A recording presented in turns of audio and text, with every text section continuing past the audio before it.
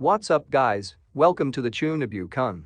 In this video we will gonna talk about last part of the Ruler of Conspiracy, which is the 10th light novel volume in the Overlord series. If you didn't watch previous parts yet, you will find link in my description.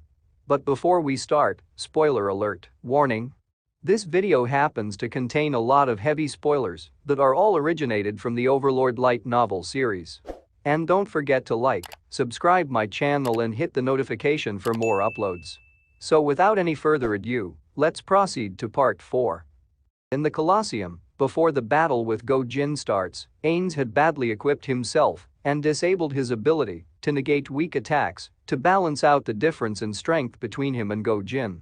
As a challenger, he enters the arena first. While thinking that his illegal border crossing has been exposed, Ainz used Fly to get to Jerknov to apologize to him, while causing his meeting to be exposed and break down.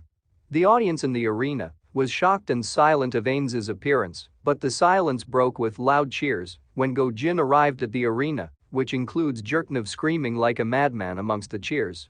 After Go-Jin's entrance, surprisingly, Go-Jin then started to have a friendly and respectful chat with Ainz, which Ainz starts making a deal with him that he wanted him to be his subordinate if he wins and asked Go-Jin what he wants if he wins. Which Go-Jin claims that he wants to eat him, and both of them agree to the deal in a handshake.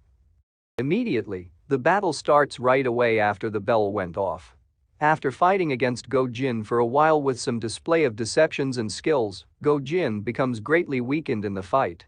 Knowing that he will lose, Go-Jin requested Ainz to show him a part of his true powers, which Ainz agreed. Ainz then reactivates his physical attack nullification ability and started moving toward Go-Jin despite his relentless attacks, and which he then stabbed the martial lord's chest with his stiletto and then released the spells imbued within, killing the martial lord with it. After the martial lord's death, Ainz immediately used a loudspeaker to announce his plan to build his new adventurers guild and that he will support the adventurers under him with his great power to become strong before dying. To show this, Ainz immediately resurrects Go-Jin in front of everyone, calling for people who want to be true adventurers to visit his nation. Thereafter, Ainz then flies to Jerknov's room to have a chat with him, which Jerknov then proposes to Ainz that the Baharith Empire is willing to become a vassal state of the Sorcerer Kingdom. Surprised at Jerknov's offer, Ainz denied him and instead asked Jerknov to send a written petition of it to him at a later time. After Ainz left, Jerknov then started a talk with his knights, finally admitting his defeat while trying to understand why Ainz had refused his offer, thinking that Ainz might be planning for something else.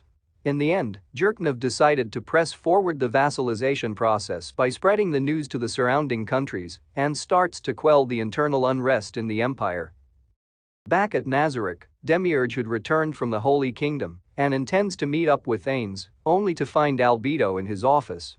After a talk, it is revealed that Ainz had decided to visit the Dwarven Kingdom along with Shaltir and Aura.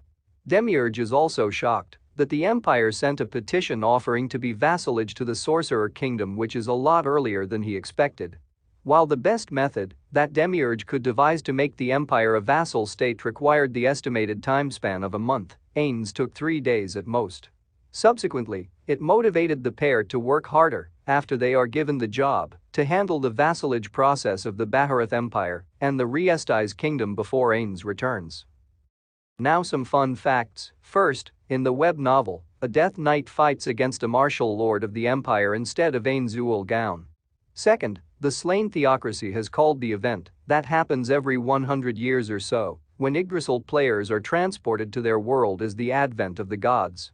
And that's it for my video. Overlord Light Novel Volume 10, The Ruler of Conspiracy, ended with this video. Let me know in comments section your suggestion. If you want me to continue making videos like this or have another topic, then thank you. I really appreciate your support. Okay then, see you soon in next one. Until then, sayonara.